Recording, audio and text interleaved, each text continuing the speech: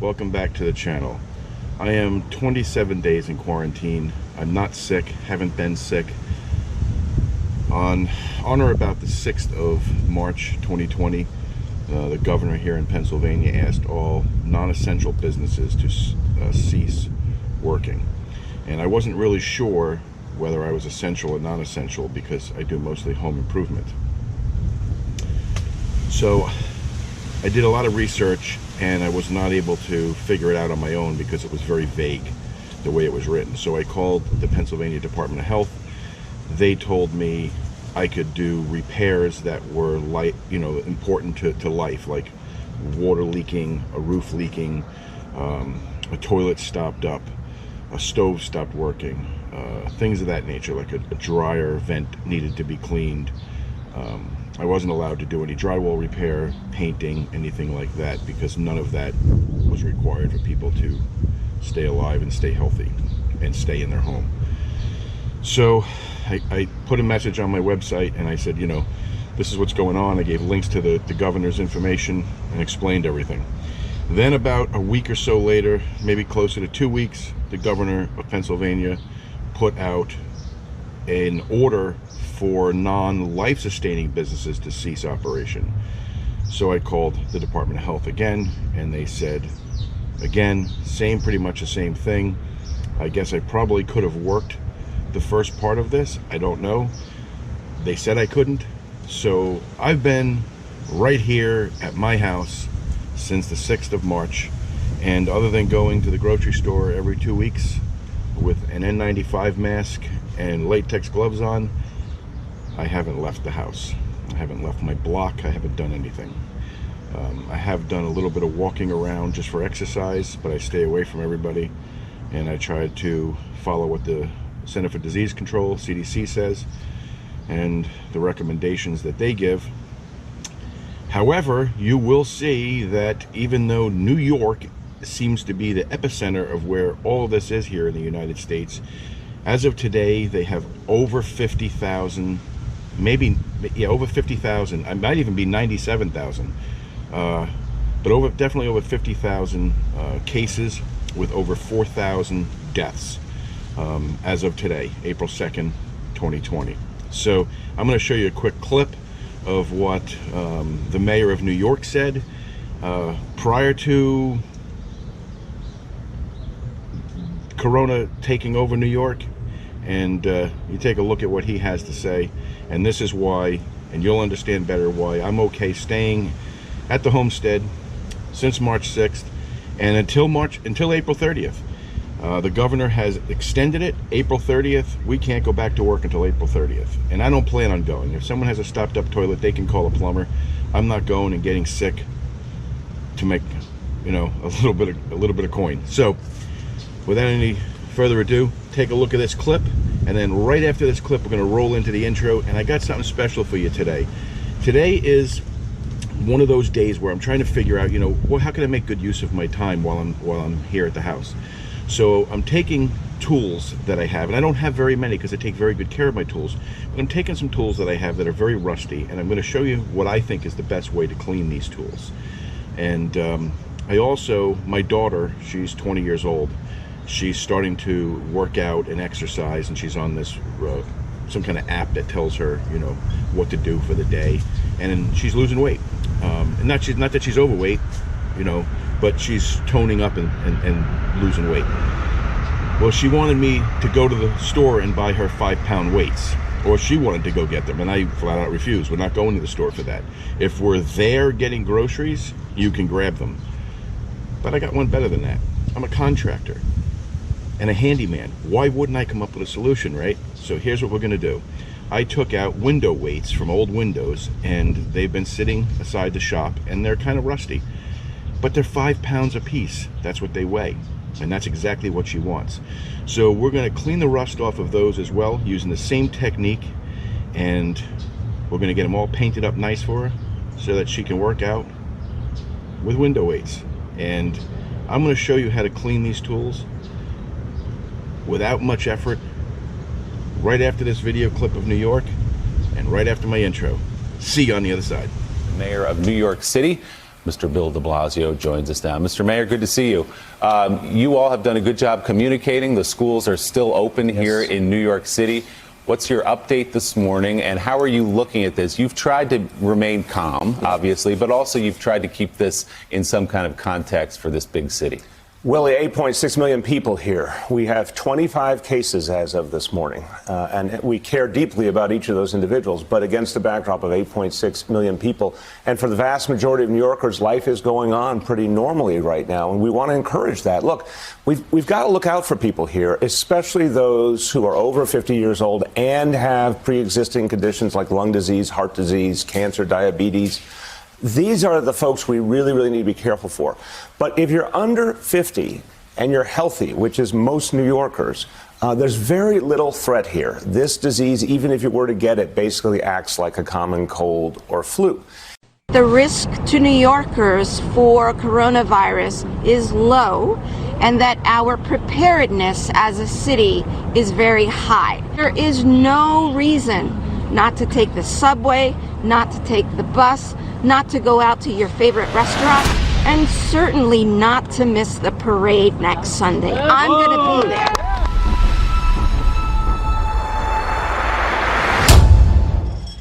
Okay, so the first thing you're going to need is a bucket, and we have kitty cats, and we use tidy cats, and this bucket will work just fine and dandy. So we don't need the lid on it, so we're going to take that off, and we'll recycle that. Now, my daughter washed it out, that's why there's a little bit of water in the bottom of it, but that's okay because we're going to put water in here anyway. But before we do, what I want to show you is I want to show you what we're going to do to the sides of the bucket at the top here and on the other side over here. So what we're going to do is we're going to just take a hacksaw or any kind of saw,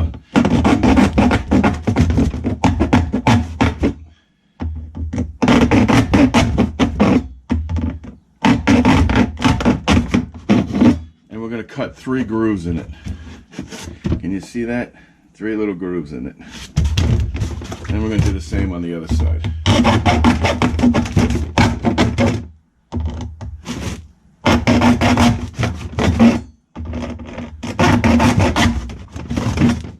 And the distance between these grooves don't matter. I mean, you wouldn't want to put them, you know, this far apart, but just right next to each other somewhere.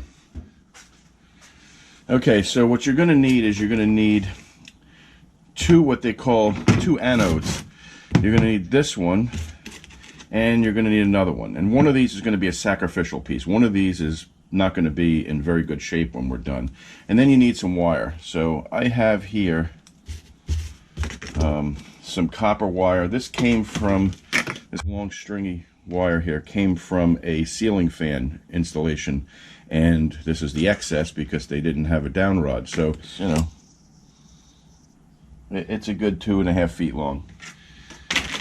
And then I have some just regular wire here, copper wire, and it's from a lamp or something, and we'll use that as well.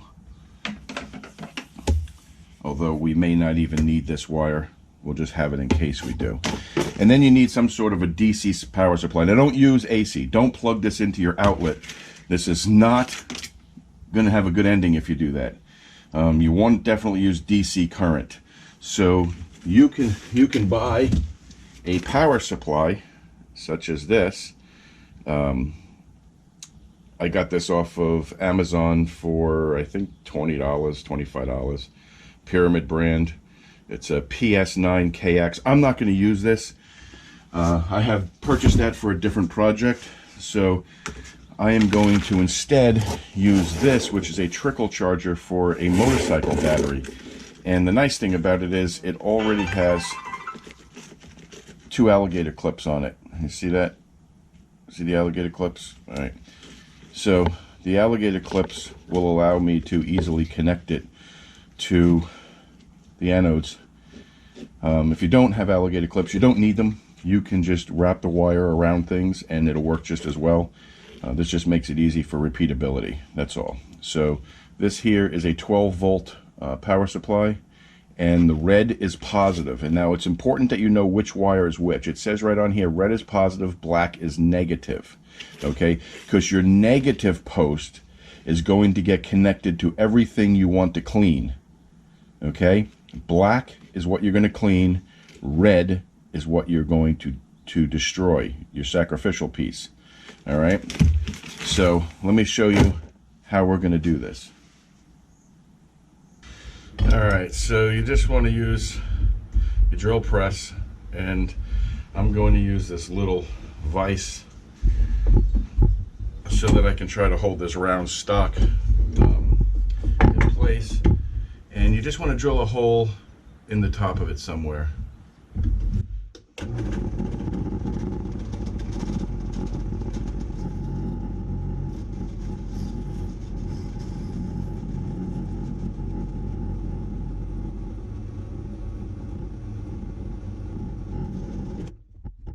So you get the hole in it. There we go. And we're going to do the same to the next piece.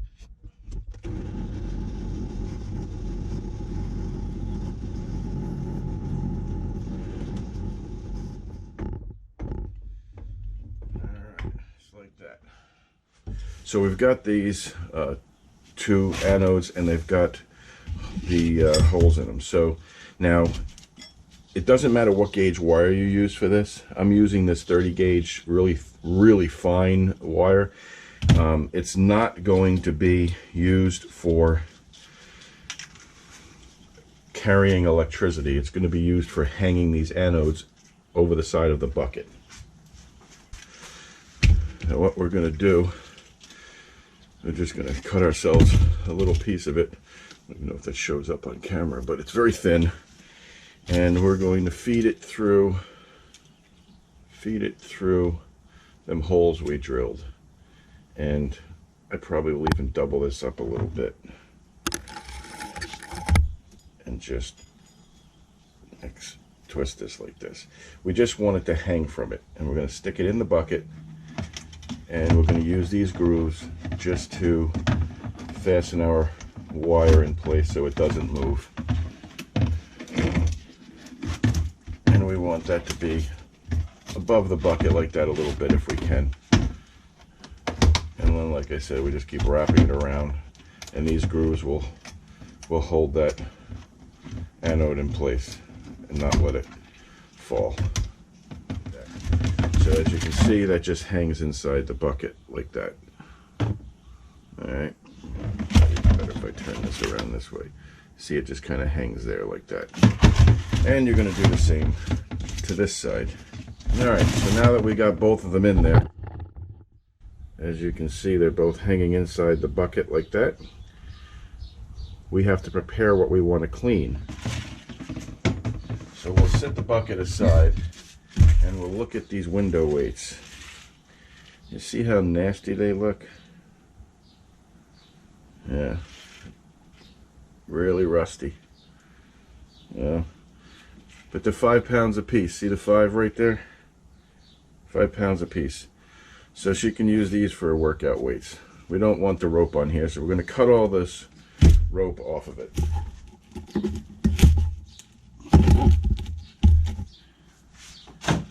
Alright, we got them. And then I've got this hammer here. I use it for like putting little tiny tacks and stuff in. I've had it for a long time. I took it off of a metal pile at my old place of employment up in Maine. And it's a great little nail puller and tack, you know, for tacks. And this is my neighbor's. When I told him I was going to be making this video, he said, well, good, clean up this hammer for me if you would. So we're going to throw this in there as well. And this is also my neighbor's. It's just a little wrench. He was looking for rusty things for this video. And I said, yeah, sure, I'll throw it in for you. So now let me show you what you do with all this. Okay, so the first thing you want to do is you want to figure out which one of these is going to be your negative. Your negative is where you're going to connect your tools. So I am going to use the larger one. This one's a little bit longer on this side. It doesn't really matter. You can do whatever you want. And I'm going to run this copper wire through that. Now, I probably should have told you this earlier, because it would have probably been easier to push this through here before hanging it, but we'll get it.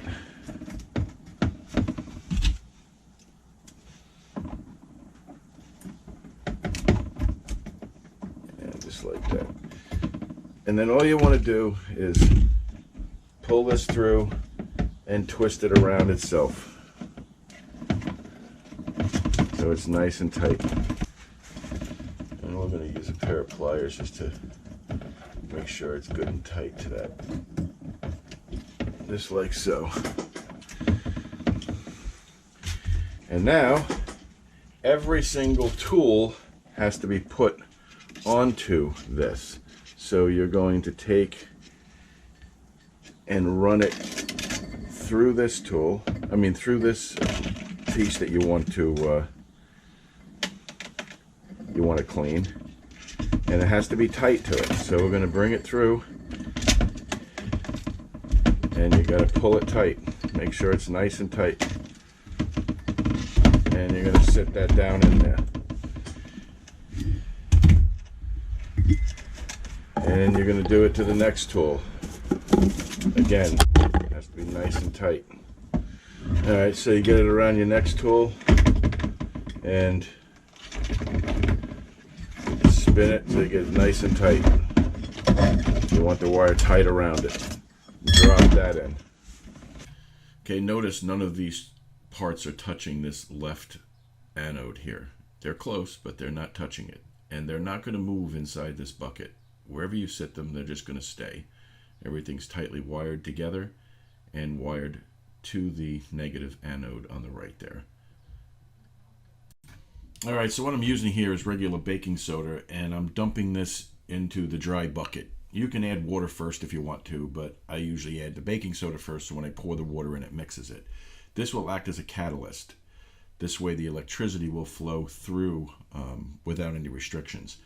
Now, it's important to understand you can also use salt for this, but if you use salt instead of baking soda, make sure that this bucket is outside, because it releases hydrogen gas, and hydrogen gas is very explosive. Alright, so now we got the baking soda in there. Let's dump the water in. And you want to cover your tools. Just the part you want cleaned. You don't have to cover the handle to the hammer.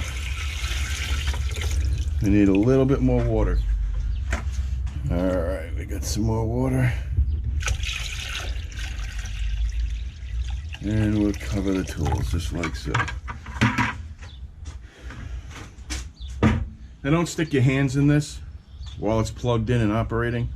You want to make sure you keep your hands out of it. Now it's imperative that nothing is touching this positive anode.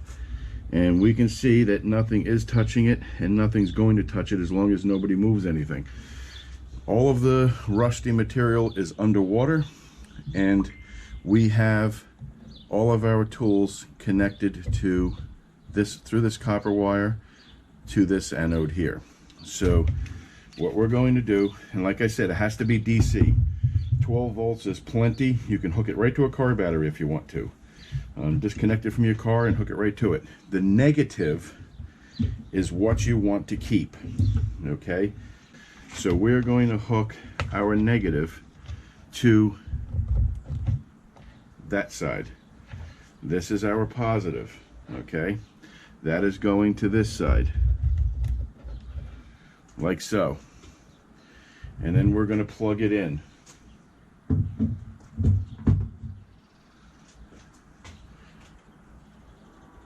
And then you just wait until things start happening. You will notice bubbles will start coming up to the surface, and the longer it's in there, the more bubbles that will come up, and it'll take some time, probably 6 hours or so.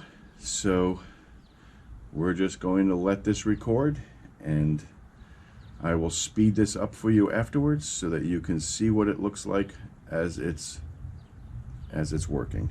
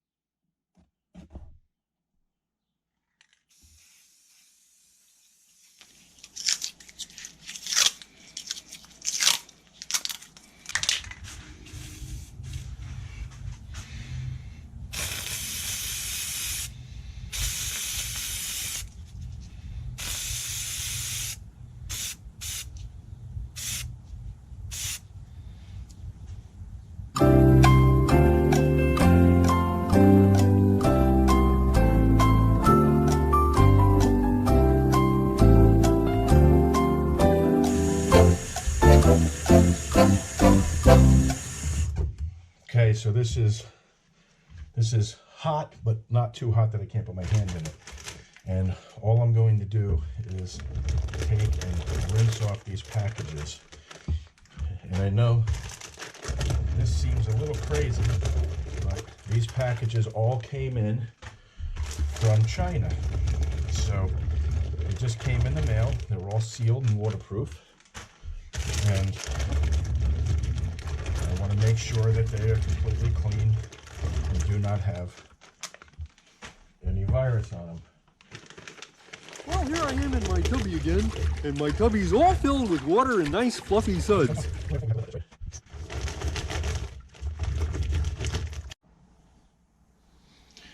All right, so as you can see, they look pretty good. There's a lot of abuse in them from years of knocking against each other and whatnot, so that's why there's all dings and whatnot in them. But there's no rust. They're all sanded. They are 5 pounds a piece, and my daughter can exercise with these. And when if she wants to, she can actually even put rope on them with a pulley and use them for different types of weight training. But this is just to get her by, but it was really mainly to show you how to clean rust off of things. I don't have too many rusty tools, so I can't really provide you with rusty tools. Here's that hammer. Looks pretty good. It's in pretty decent shape, but if you look close, it looks a little pitted. Can you see that? It's not rust. That is dust from the spray paint right there. So how we're going to take care of that is we are going to wet our sandpaper. And once our sandpaper is wet, we'll wet the whole thing. Once our sandpaper is wet, then what we're going to do is we're going to wet sand the hammer. And that's going to take off, as you can see, it's going to take off a little bit of the paint. This is okay. You just want to smooth it out so that it appears to be dust-free. Just like that. Yeah, feels good. And that feels good. That's still a little pitty. Yeah, nice and smooth.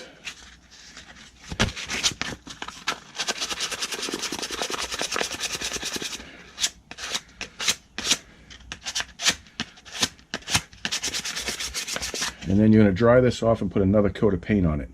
And we're going to do that right now. Get these other ones out of the way because we don't want to get them, any paint on them. Move this over.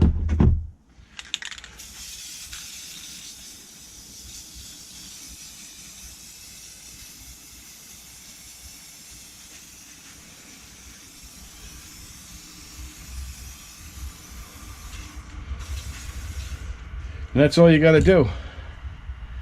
Clean the rust off your tools and refinish them. I hope you enjoyed watching this. If you have any questions, put them down below in the comment section and I'll be sure to answer them. Thanks for tuning in. Stay safe, and I'll see you next time.